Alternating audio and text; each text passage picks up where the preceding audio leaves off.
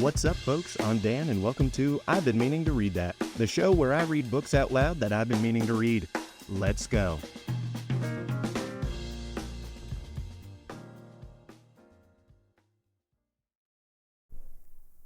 If y'all have never played Fallout New Vegas before, man, I am playing through that right now when I'm not busy, recording 24/7 for you. And it is amazing. You got to try it out. Now, is it as good a story as the Count of Monte Cristo? It's apples and oranges. They're both very good examples of very different styles. But New Vegas is a real good time. In fact, as soon as I'm done recording, I'm probably going to play a little New Vegas, just being totally honest with you. The only thing I don't like are death claws. I am anti-death claws. I am pro anybody who kills a death claw. I think that death claws deserve the death penalty, personally. That's my hot take. So if you also hate the death claws, please like and subscribe, leave a comment down below, etc. Brofist. All right, let's get into the story. Volume 3, Chapter 48. Ideology. If the Count of Monte Cristo had been for a long time familiar with the ways of Parisian society, he would have appreciated better the significance of the step which Monsieur de Villefort was about to take. Standing well at court, whether the king regnant was of the older or younger branch, whether the government was doctrinally liberal or conservative, looked upon by all as a man of talent, since those who have never experienced a political check are generally so regarded, hated by many, but warmly supported by others, without being really liked by anybody, Monsieur de Villefort held a high position in the magistracy, and maintained his eminence like a Harlay or a Molay. His drawing-room, under the regenerating influence of a young wife and a daughter by his first marriage, scarcely 18, was still one of the well-regulated Paris salons where the worship of traditional customs and the observance of rigid etiquette were carefully maintained. A freezing politeness, a strict fidelity to government principles, a profound contempt for theories and theorists, a deep-seated hatred of ideality. These were the elements of private and public life displayed by Monsieur de Villefort. Monsieur de Villefort was not only a magistrate, he was also a diplomat. His relations with the former court, of which he always spoke with dignity and respect, made him respected by the new one, and he knew so many things that not only was he always carefully considered, but sometimes consulted. Perhaps this would not have been so had it been possible to get rid of Monsieur de Villefort. But, like the feudal barons who rebelled against their sovereign, he dwelt in an impregnable fortress. This fortress was his post as king's attorney, all the advantages of which he exploited with marvelous skill, and which he would not have resigned but to be made deputy, and thus to replace neutrality by opposition. Ordinarily, Villefort made and returned very few visits. His wife visited for him, and this was the received thing in the world, where the weighty and multifarious occupations of the magistrate were accepted as an excuse for what was really only calculated pride, a manifestation of professed superiority. In fact, the application of the axiom, "Pretend to think well of yourself, and the world will think well of you," an axiom 100 times more useful in society nowadays than that of the Greeks, "Know thyself," a knowledge for which, in our days, we have substituted the less difficult and more advantageous science of knowing others. To his friends, Villefort was a powerful protector. To his enemies, he was a silent but bitter opponent. For those who were neither the one nor the other, he was a statue of the law-made man. He had a haughty bearing, a look either steady and impenetrable or insolently piercing and inquisitorial. 4 successive revolutions had built and cemented the pedestal upon which his fortune was based. Villefort had the reputation of being the least curious and the least wearisome man in France. He gave a ball every year, at which he appeared for a quarter of an hour only, that is to say, 45 minutes less than the king is visible at his balls. He was never seen at the theaters, at concerts, or in any place of public resort. Occasionally, but seldom, he played at whist, and then care was taken to select partners worthy of him. Sometimes they were ambassadors, sometimes archbishops, or sometimes a prince, or a president, or some dowager duchess. Such was the man whose carriage had just now stopped before the Count of Monte Cristo's door. The valet announced Monsieur de Villefort at the moment when the Count, leaning over a large table, was tracing on a map the route from St. Petersburg to China. The procureur entered with the same grave and measured step he would have employed in entering a court of justice. He was the same man, or rather the development of the same man, whom we have heretofore seen as assistant attorney at Marseilles. Nature, according to her way, had made no deviation in the path he had marked out for himself. From being slender, he had now become meager. Once pale, he was now yellow. His deep-set eyes were hollow, and the gold spectacles shielding his eyes seemed to be an integral portion of his face. He dressed entirely in black, with the exception of his white tie, and his funeral appearance was only mitigated by the slight line of red ribbon, which passed almost imperceptibly through his buttonhole, and appeared like a streak of blood traced with a delicate brush. Although master of himself, Monte Cristo scrutinized with irrepressible curiosity the magistrate whose salute he returned, and who, distrustful by habit, and especially incredulous as to social prodigies, was much more despised to look upon the noble stranger, as Monte Cristo was already called, as an adventurer in search of new fields, or an escaped criminal, rather than as a prince of the Holy See, or a sultan of the 1,001 Nights. "Sir," said Villefort, in the tone assumed by magistrates in their oratical periods, and of which they cannot, or will not, divest themselves in society, "Sir, the signal service which you yesterday rendered to my wife and son has made it a duty for me to offer you my thanks. I have come, therefore, to discharge this duty, and to express to you my overwhelming gratitude." And as he said this, the eye severe of the magistrate had lost nothing of its habitual arrogance. He spoke in a voice of the procureur general, with the rigid inflexibility of neck and shoulders which caused his flatterers to say, as we have before observed, that he was the living statue of the law. "Monsieur," replied the Count with a chilling air, "I am very happy to have been the means of preserving a son to his mother, for they say that the sentiment of maternity is the most holy of all. And the good fortune which occurred to me, monsieur, might have enabled you to dispense with a duty which, in its discharge, confers an undoubtedly great honor. For I am aware that Monsieur de Villefort is not usually lavish of the favor which he now bestows on me, a favor which, however estimable, is unequal to the satisfaction which I have in my own consciousness." Villefort, astonished at this reply, which he by no means expected, started like a soldier who feels the blow leveled at him over the armor he wears, and a curl of his disdainful lip indicated that from the moment he noted in the tablets of his brain that the Count of Monte Cristo was by no means a highly bred gentleman. He glanced around in order to seize on something on which the conversation might turn, and seemed to fall easily on a topic. He saw the map which Monte Cristo had been examining when he entered, and said, "You seem geographically engaged, sir?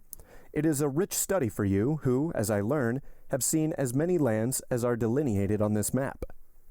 "Yes, sir," replied the Count.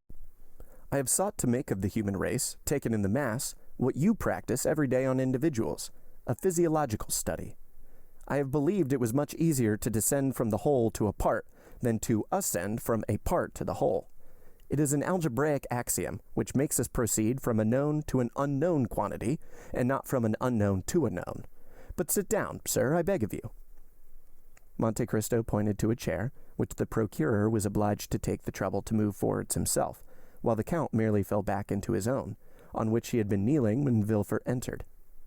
Thus the Count was halfway turned towards his visitor, having his back towards the window, his elbow resting on the chart which furnished the theme of conversation for the moment, a conversation which assumed, as in the case of the interviews with Danglars and Morcerf, a turn analogous to the persons, if not to the situation.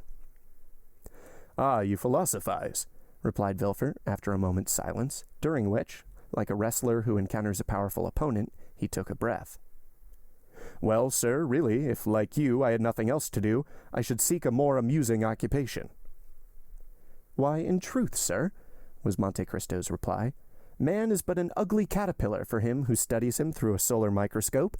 But you said, I think, that I had nothing else to do. Now really, let me ask, sir, have you? Do you believe you have anything to do? Or to speak in plain terms, do Do you really think that what you do deserves being called anything?" Villefort's astonishment redoubled at this second thrust, so forcibly made by his strange adversary. It was a long time since the magistrate had heard a paradox so strong, or rather, to say the truth more exactly, it was the first time he had ever heard of it. The procureur exerted himself to reply. "Sir," he responded, "you are a stranger, and I believe you say yourself that a portion of your life has been spent in Oriental countries, so you are not aware how human justice, so expeditious in barbarous countries, takes with us a prudent and well-studied course." "Oh, yes, I do, sir. It is the pede claudo of the ancients. I know all that, for it is with the justice of all countries especially that I have occupied myself. It is with the criminal procedure of all nations that I have compared natural justice, and I must say, sir, that it is the law of primitive nations, that is, the law of retaliation, that I have most frequently found to be according to the law of God." "If this law were adopted, sir," said the procureur, "it would greatly simplify our legal codes, and in that case the magistrates would not, as you just observed, have much to do." "It may, perhaps, come to this in time," observed Monte Cristo. "You know that human inventions march from the complex to the simple, and simplicity is always perfection." "In the meanwhile," continued the magistrate, "our codes are in full force, with all their contradictory enactments derived from Gallic customs, Roman law, and Frank usages, the knowledge of all of which, you will agree, is not to be acquired without extended labor. It needs tedious study to acquire this knowledge, and, when acquired, a strong power of brain to retain it." "I agree with you entirely, sir. But all that even you know with respect to the French code, I know, not only in reference to that code, but as regards the codes of all nations.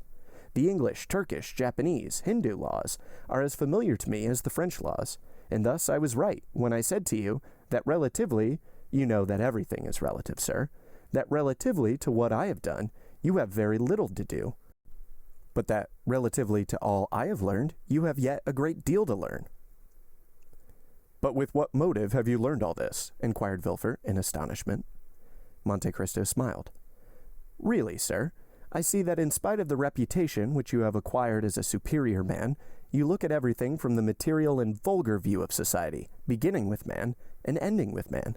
That is to say, in the most restricted, most narrow view which it is possible for human understanding to embrace." "Pray, sir, explain yourself," said Villefort, more and more astonished. "I really do not understand you." "I say, sir, that with the eyes fixed on the social organizations of nations, you see only the springs of the machine, and lose sight of the sublime workman who makes them act. I say that you do not recognize before you and around you any but those office holders whose commissions have been signed by a minister or king, and that the men whom God has put above those office holders, ministers, and kings, by giving them a mission to follow out, instead of a post to fill, I say that they escape your narrow, limited field of observation. It is thus that human weakness fails from its debilitated and imperfect organs. Tobias took the angel who restored him to light for an ordinary young man. The nations took Attila, who was doomed to destroy them, for a conqueror similar to other conquerors, and it was necessary for both to reveal their missions that they might be known and acknowledged. One was compelled to say, "I am the angel of the Lord," and the other, "I am the hammer of God," in order that the divine essence in both might be revealed. "Then," said Villefort, more and more amazed, and really supposing he was speaking to a mystic or a madman, "you consider yourself as one of those extraordinary beings whom you have mentioned?" "And why not?" said Monte Cristo. "Your pardon, sir," replied Villefort, quite astounded, "but you will excuse me if, when I presented myself to you, I was unaware that I should meet with a person whose knowledge and understanding so far surpass the usual knowledge and understanding of men. It is not usual with us corrupted wretches of civilization to find gentlemen like yourself, possessors, as you are, of immense fortune, at least so it is said, and I beg you to observe that I do not inquire, I merely repeat. It is not usual, I say, for such privileged and wealthy beings to waste their time in speculations on the state of society, in philosophical reveries, intended at best to console those whom fate has disinherited from the goods of this world." "Really, sir," retorted the Count, "have you attained the eminent situation in which you are, without having admitted, or even without having met with exceptions? And do you never use your eyes, which must have acquired so much finesse and certainty, to divine at a glance the kind of man by whom you are confronted? Should not a magistrate be not merely the best administrator of the law, but the most crafty expounder of the chicanery of his profession, a steel probe to search hearts, a touchstone to try the gold which in each soul is mingled with more or less alloy? "Sir," said Villefort, "upon my word, you overcome me. I really never heard a person speak as you do." "Because you remain eternally encircled in a round of general conditions, and have never dared to raise your wings into those upper spheres which God has peopled with invisible or exceptional beings." "And you allow then, sir, that spheres exist, and that these marked and invisible beings mingle amongst us?" "Why should they not? Can you see the air you breathe, and yet without which you could not for a moment exist?" "Then we do not see those beings to whom you allude?" "Yes, we do. You see them whenever God pleases to allow them to assume a material form. You touch them, come in contact with them, speak to them, and they reply to you." "Ah," said Villefort, smiling, "I confess I should like to be warned when one of those beings is in contact with me." "You have been served as you desire, monsieur, for you were warned just now, and I now again warn you." "Then you yourself are one of these marked beings?" "Yes, monsieur, I believe so. For until now, no man has found himself in a position similar to mine. The dominions of kings are limited either by mountains or rivers, or a change of manners, or an alteration of language. My kingdom is bounded only by the world, for I am not an Italian, or a Frenchman, or a Hindu, or an American, or a Spaniard. I am a cosmopolitan. No country can say it saw my birth. God alone knows what country will see me die. I adopt all customs, speak all languages. You believe me to be a Frenchman, for I speak French with the same facility and purity as yourself. Well, Ali, my Nubian, believes me to be an Arab. Bertuccio, my steward, takes me for a Roman. Haydèe, my slave, thinks me a Greek. You may, therefore, comprehend that being of no country, asking no protection from any government, acknowledging no man as my brother, not one of the scruples that arrest the powerful, or the obstacles which paralyze the weak, paralyzes or arrests me. I have only two adversaries. I will not say two conquerors, for with perseverance I subdue even them. They are time and distance. There is a third, and the most terrible. That is my condition as a mortal being. This alone can stop me in my onward career before I have attained the goal at which I aim, for all the rest I have reduced to mathematical terms. What men call the chances of fate, namely ruin, change, circumstances, I have fully anticipated, and if any of these should overtake me, yet it will not overwhelm me. Unless I die, I shall always be what I am, and therefore it is that I utter the things you have never heard, even from the mouths of kings. For kings have need, and other persons have fear of you. For who is there who does not say to himself, in a society as incongruously organized as ours, perhaps someday I shall have to do with the king's attorney? But can you not say that, sir? The moment you became an inhabitant of France, you are naturally subjected to the French law." "I know it, sir," replied Monte Cristo. "But when I visit a country, I begin to study, by all the means which are available, the men from whom I may have anything to hope or to fear, till I know them as well, perhaps better than, they know themselves. It follows from this that the king's attorney, be he who he may, with whom I should have to deal, would assuredly be more embarrassed than I should." "That is to say," replied Villefort with hesitation, "that human nature being weak, every man, according to your creed, has committed faults." "Faults or crimes," responded Monte Cristo with a negligent air. "And that you alone, amongst the men whom you do not recognize as your brothers, for you have said so," observed Villefort in a tone that faltered somewhat, "you alone are perfect?" "No, not perfect," was the count's reply. "Only impenetrable, that's all. But let us leave off this strain, sir, if the tone of it is displeasing to you. I am no more disturbed by your justice than you are by my second sight." "No, no, by no means," said Villefort, who was afraid of seeming to abandon his ground. "No, by your brilliant and almost sublime conversation, you have elevated me above the ordinary level. We no longer talk, we rise to dissertation. But you know how the theologians in their collegiate chairs and philosophers in their controversies occasionally say cruel truths. Let us suppose for the moment that we are theologizing in a social way, or even philosophically, and I will say to you, rude as it may seem, My brother, you sacrifice greatly to pride. You may be above others, but above you there is God. Above us all, sir, was Monte Cristo's response, in a tone and with an emphasis so deep that Villefort involuntarily shuddered. I have my pride for men, serpents always ready to threaten everyone who would pass without crushing them underfoot. But I lay aside that pride before God, who has taken me from nothing to make me what I am. Then, Count, I admire you, said Villefort, who, for the first time in this strange conversation, using the aristocratic form to the unknown personage, whom until now he had only called Monsieur. Yes, and I say to you, if you are really strong, really superior, really pious, or impenetrable, which you were right in saying amounts to the same thing, then be proud, sir, for that is the characteristic of predominance. Yet you have unquestionably some ambition. I have, sir. And what may it be? I, too, as happens to every man once in his life, have been taken by Satan into the highest mountain in the earth, and when there, he showed me all the kingdoms of the world, and as he said before, so said he to me, Child of earth, what wouldst thou have to make thee adore me? I reflected long, for a gnawing ambition had long preyed upon me, and then I replied, Listen, I have always heard of Providence, and yet I have never seen him, or anything that resembles him, or which can make me believe that he exists. I wish to be Providence myself, for I feel that the most beautiful, noblest, most sublime thing in the world is to recompense and punish. Satan bowed his head and groaned. You mistake, he said. Providence does exist, only you have never seen him, because the child of God is as invisible as the parent. You have seen nothing that resembles him, because he works by secret springs and moves by hidden ways. All I can do for you is to make you one of the agents of that providence. The bargain was concluded. I may sacrifice my soul, but what matters it? Added Monte Cristo. If the thing were to do again, I would again do it. Villefort looked at Monte Cristo with extreme amazement. Count, he inquired, have you any relations? No, sir, I am alone in the world. So much the worse. Why? Because then you might witness a spectacle calculated to break down your pride. You say you fear nothing but death? I did not say that I feared it. I only said that death alone could check the execution of my plans. And old age?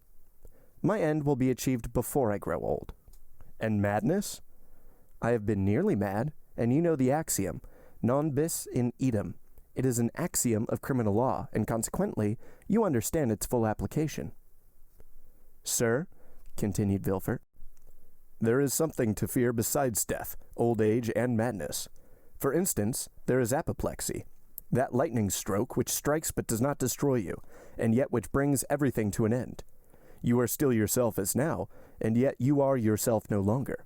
You who, like Ariel, verge on the angelic, are but an inert mass, which, like Caliban, verges on the brutal.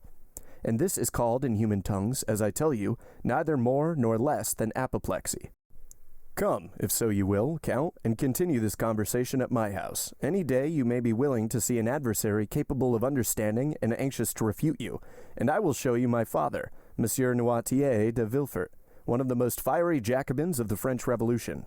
That is to say, he had the most remarkable audacity, seconded by a most powerful organization. A man who has not, perhaps, like yourself, seen all the kingdoms of the earth, but who has helped to overturn one of the greatest. In fact, a man who believed himself, like you, one of the envoys, not of God, but of a supreme being, not of providence, but of fate. Well, sir, the rupture of a blood vessel on the lobe of the brain has destroyed all this, not in a day, not in an hour, but in a second. Monsieur Noirtier, who, on the previous night, was the old Jacobin, the old senator, the old Carbonaro, laughing at the guillotine, the cannon, and the dagger.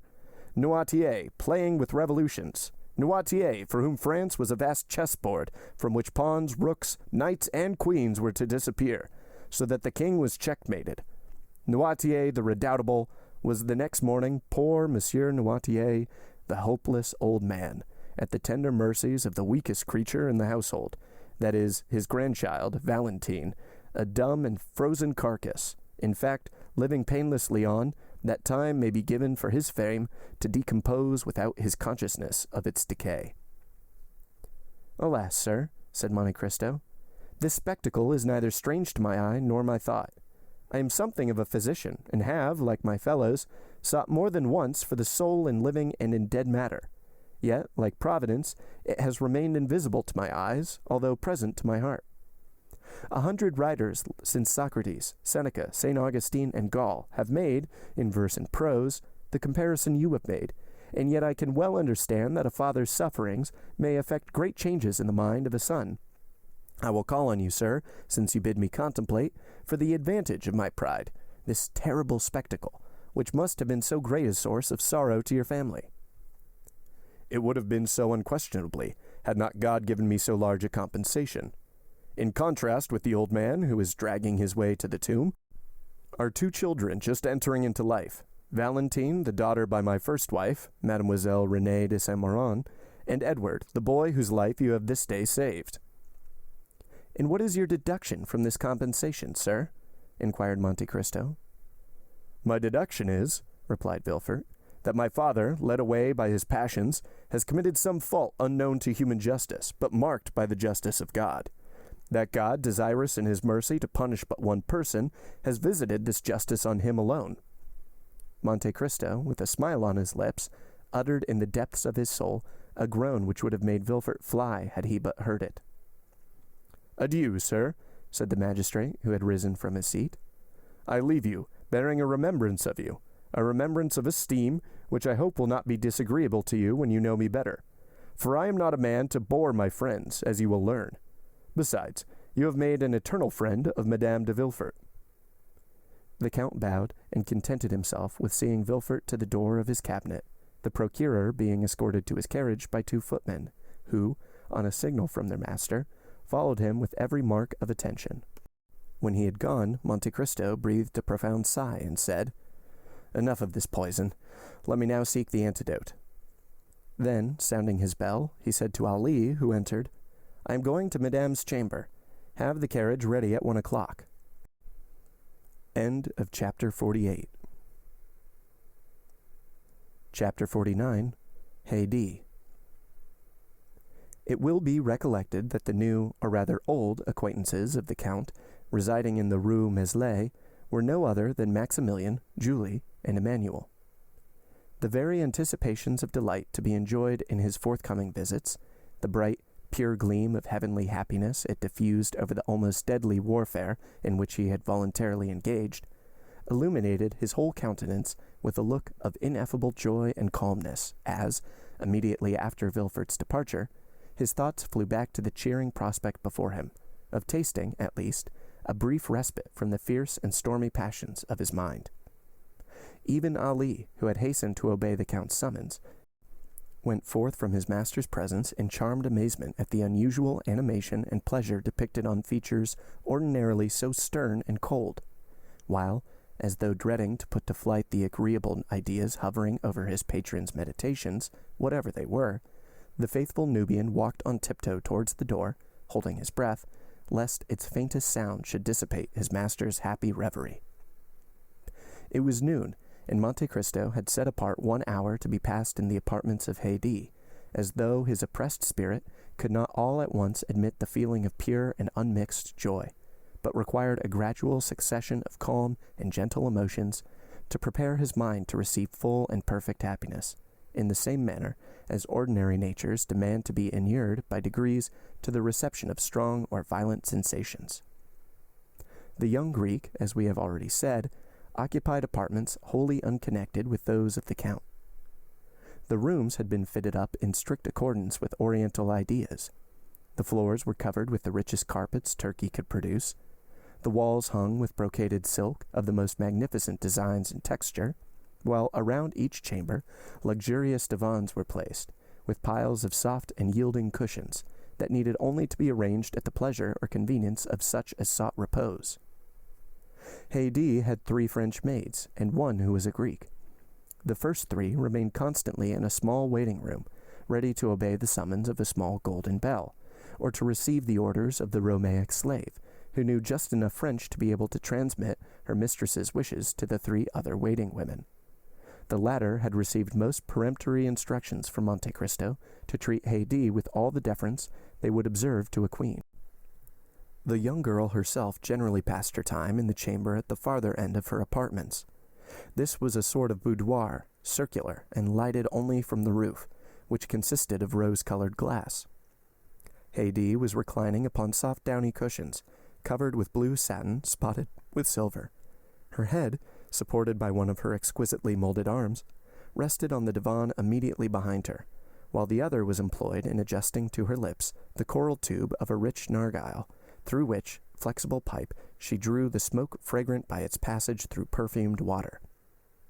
Her attitude, though perfectly natural for an Eastern woman, would, in a European, have been deemed too full of coquettish straining after effect. Her dress, which was that of the woman of Epirus, consisted of a pair of white satin trousers, embroidered with pink roses, displaying feet so exquisitely formed and so delicately fair that they may well have been taken for Parian marble, had not the eye been undeceived by their movements as they constantly shifted in and out of a pair of little slippers with upturned toes, beautifully ornamented with gold and pearls. She wore a blue and white striped vest, with long open sleeves, trimmed with silver loops and buttons of pearls, and a sort of bodice which, closing only from the center to the waist, exhibited the whole of the ivory throat and upper part of the bosom. It was fastened with 3 magnificent diamond clasps. The junction of the bodice and drawers was entirely concealed by one of the many-colored scarves, whose brilliant hues and rich silken fringe have rendered them so precious in the eyes of Parisian belles. Tilted on one side of her head, she had a small cap of gold-colored silk, embroidered with pearls, while on the other, a purple rose mingled its glowing colors with the luxuriant masses of her hair, of which the blackness was so intense that it was tinged with blue. The extreme beauty of the countenance, that shone forth in loveliness that mocked the vain attempts of dress to augment it, was peculiarly and purely Grecian. There were the large, dark, melting eyes, the finely formed nose, the coral lips and pearly teeth that belonged to her race and country. And, to complete the whole, Haydèe was in the very springtide and fullness of youthful charms. She had not yet numbered more than 19 or 20 summers. Monte Cristo summoned the Greek attendant, and bade her inquire whether it would be agreeable to her mistress to receive his visit. Haydèe's only reply was to direct her servant by a sign to withdraw the tapestried curtain that hung before the door of her boudoir, the framework of the opening thus made serving as a sort of border to the graceful tableau presented by the young girl's picturesque attitude and appearance. As Monte Cristo approached, she leaned upon the elbow of the arm that held the narghile, and, extending to him her other hand, said, with a smile of captivating sweetness, in the sonorous language spoken by the women of Athens and Sparta, "Why demand permission ere you enter? Are you no longer my master, or have I ceased to be your slave?" Monte Cristo returned her smile. "Haydèe," said he, "you well know." "Why do you address me so coldly, so distantly?" asked the young Greek. "Have I by any means displeased you? Oh, if so, punish me as you will, but do not speak to me in tones and manners so formal and constrained." "Haydèe," replied the Count, "you know that you are now in France and are free." "Free to do what?" asked the young girl. "Free to leave me." "Leave you? Why should I leave you?" "That is not for me to say, but we are now about to mix in society, to visit and be visited." "I don't wish to see anybody but you." "And should you see one whom you could prefer, I would not be so unjust. I have never seen anyone I preferred to you, and I have never loved anyone but you and my father." "My poor child," replied Monte Cristo, "that is merely because your father and myself are the only men who have ever talked to you." "I don't want anybody else to talk to me. My father said I was his joy. You style me your love, and both of you have called me my child." "Do you remember your father, Haydèe?" The young Greek smiled. "He is here and here," said she, touching her eyes and her heart. "And where am I?" inquired Monte Cristo laughingly. "You?" cried she with tones of thrilling tenderness. "You are everywhere." Monte Cristo took the delicate hand of the young girl in his, and was about to raise it to his lips, when the simple child of nature hastily withdrew it and presented her cheek.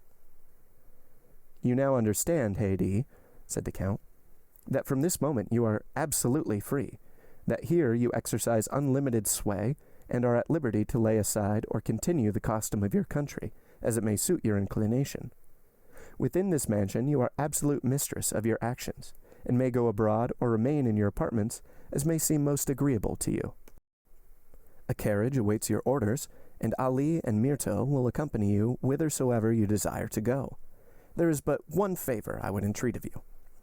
Speak. Guard carefully the secret of your birth. Make no allusion to the past, nor upon any occasion be induced to pronounce the names of your illustrious father or ill-fated mother.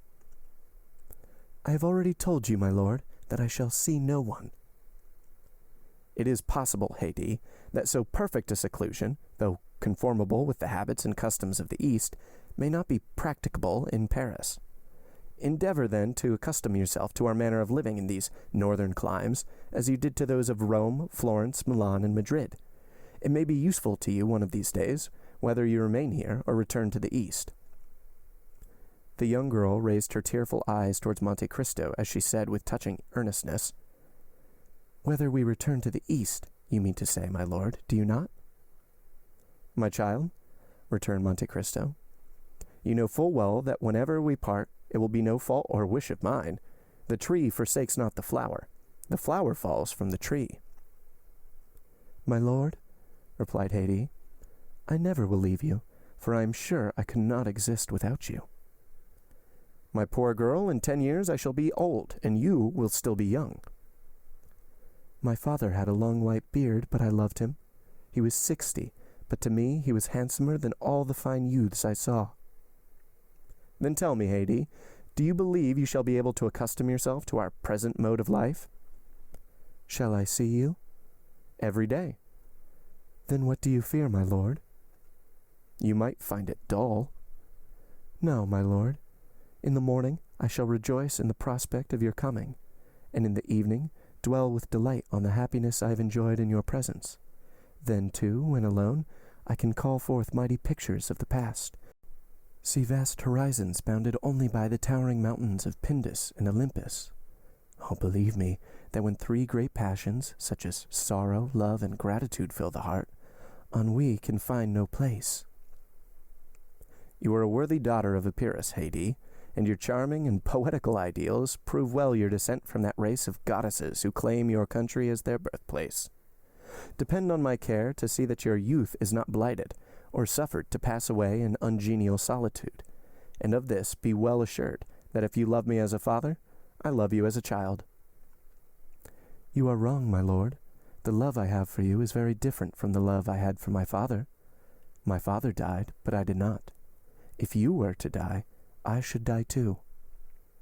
The Count, with a smile of profound tenderness, extended his hand, and she carried it to her lips. Monte Cristo, thus attuned to the interview he proposed to hold with Morrel and his family, departed, murmuring as he went with these lines of Pindar. Youth is a flower of which love is the fruit. Happy is he who, after having watched its silent growth, is permitted to gather and call it his own. The carriage was prepared according to orders, and stepping lightly into it, the Count drove off at his usual rapid pace. End of chapter 49. And cut. That's a wrap, folks. Thanks for listening to today's episode of I've Been Meaning to Read That, with me, your host, Dan. If you want to learn more about the show, you can follow us on Instagram at Meaning to Read and TikTok at I've Been Meaning. If you want to support the show to help keep it going, you can find me on Venmo at Dingus Donut, DINGUSDONUT. Supporters get a shout out on the show, and even more important, get to vote on the next book that we read. No matter what, I'll see you for our next episode. Until then, read those books you've been meaning to read, and have a lovely, lovely day.